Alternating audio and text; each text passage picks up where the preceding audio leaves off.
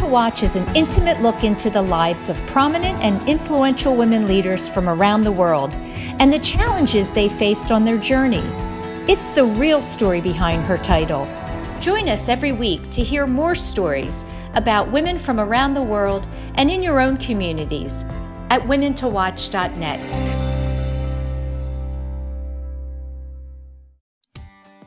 Nancy and Pat, welcome to the show. Welcome back, I should say.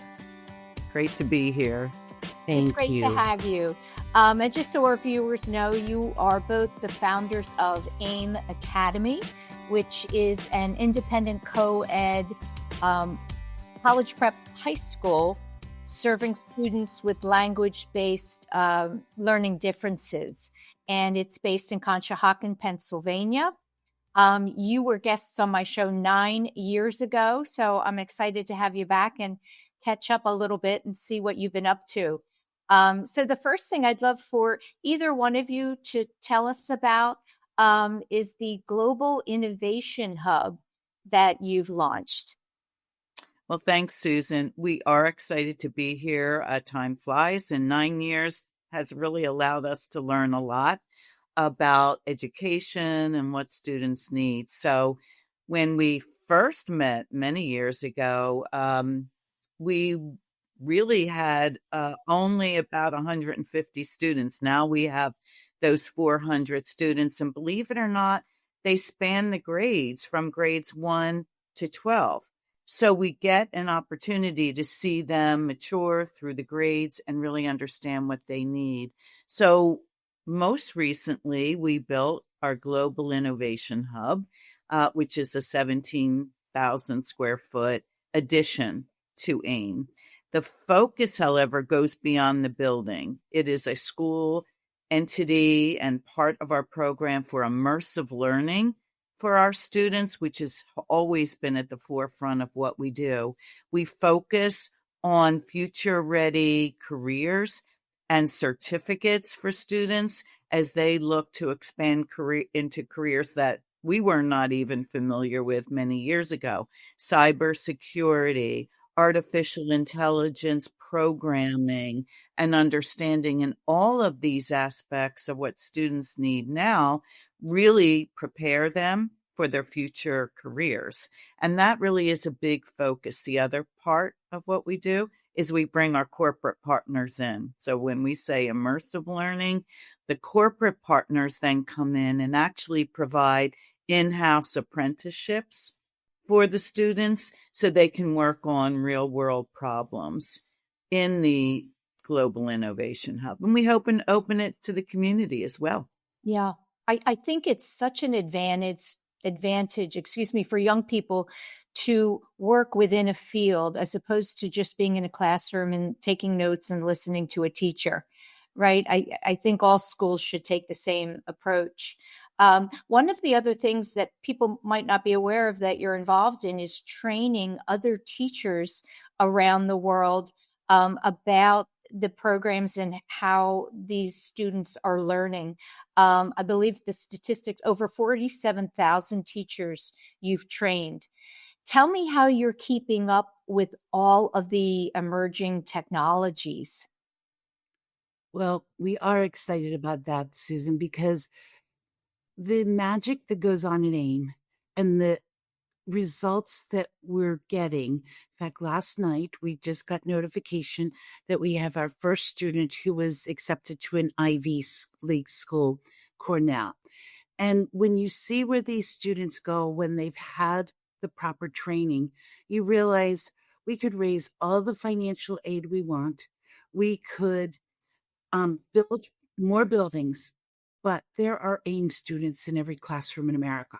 So if we don't take the teacher training outside of our walls from what we've learned, then this would not serve what AIM's mission is. So when you started the program, you talked about AIM Academy, and yes, we are the co-founders of that, but we're also the co-founders of AIM Institute.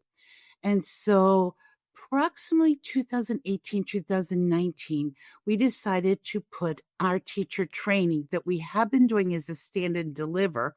And so people would have to travel, whether they would come here in the summer etc., put it on a digital platform. And that digital platform exploded with success, predominantly initially through COVID. You would have thought we knew COVID was coming because had just completed the first course. And so we were able to reach teachers in Louisiana and Mississippi, two states that we are proud to say that we've taken a part of their exceptional success in the NAEP scores. I mean, Mississippi started as the 50th last in our country. They are now the 9th.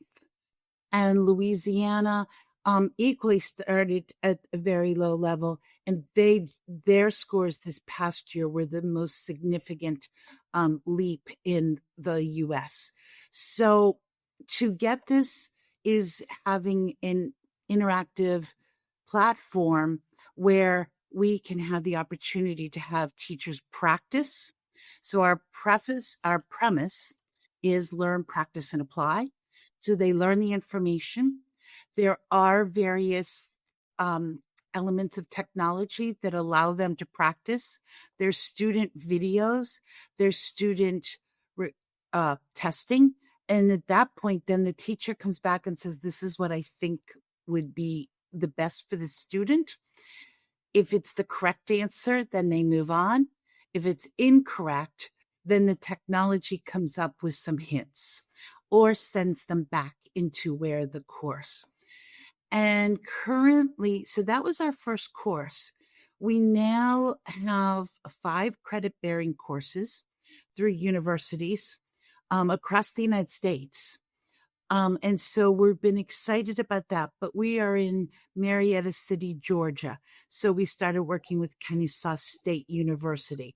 We are at Marion University, and so we're in Indiana. So the technology has allowed us to take what's going on in AIM and move it out nationwide. And we also have several places in Botswana and Sierra Leone. So we're excited to be able to take those 47,000 teachers and train them to the level of where AIM Academy teachers are trained as well. And I'm sure the goal is to just continue to expand and reach as many, countries as possible. I'm excited to hear about this upcoming book project, The House That Research Built. What is that all about? Well, that's been a long time dream for Nancy and me, Susan, as we really look and reflect on our 20 years, almost next year, with AIM, and really what did it take to develop the program, both AIM Academy and AIM Institute.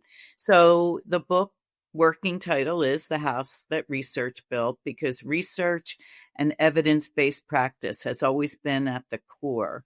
And we've been asked more and more, like, how did we do that? How did we grow from the 24 students to the 400 students? How did we take this vision that Nancy just described and put all of our training online so that other children could benefit? And so we have reached out to researchers in the field who really were part of our story from the very beginning. We knew we didn't have all the answers. So we knew research, just like the medical world, really, it's no different. You may recall Nancy's from the medical world.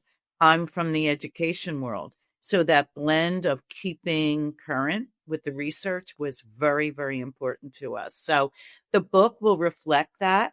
It'll be equal parts research and equal parts practice, really engaging our education partners, our own AIM teachers and educators, to talk about how they translated the research that we were studying and learning about into actual classroom practice that teachers could use practically.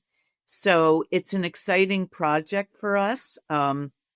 We are embarking on that this summer with our research partners, and we are excited to see if the story resonates with others. I have no doubt it will. And one of the things I think that's so tremendous and wonderful that's come out of the work you've done is that it's taken the stigma out of students who learn differently. So there's no right way, one way. Language-based learning differences is something that, one student can learn this way and another can learn that way. And having this type of school and now expanding it throughout the world, I think is going to be such a benefit for young people that perhaps don't fit into the traditional model. Absolutely. And I think the important piece too is, yes, AIM Academy is the school, as we said, with children with have language-based learning differences. But what we're actually even doing in this across nationwide is teaching teachers so they're all struggling readers, because they're not all diagnosed with dyslexia. They're not all diagnosed with a language-based learning difference. But yet, when you look at our NAEP scores and the abysmal scores that we have seen across the United States, our own Commonwealth is struggling with horrendously low scores. And if we don't do something about this, our future workforce is going to be impacted. And we need knowledgeable teachers. As Pat said, I came from the medical world. You want a knowledgeable nurse. You want a knowledgeable nurse practitioner. You want a knowledgeable doctor that's staying current to the research. And the teachers that we're working with, that's what they're doing. They are paying attention to what the research is coming out with of what works best for struggling readers. And they're putting it into practice in the real world. And this is what, as we say, every child who does not read diminishes society. And so we feel so strongly that if we can make this impact, we're going to be giving children a greater pathway, more options in life, and then they can choose what they go on to do. And that's a personal issue for both of us, because we see the impact that if the children can't read, they don't have many choices. Right.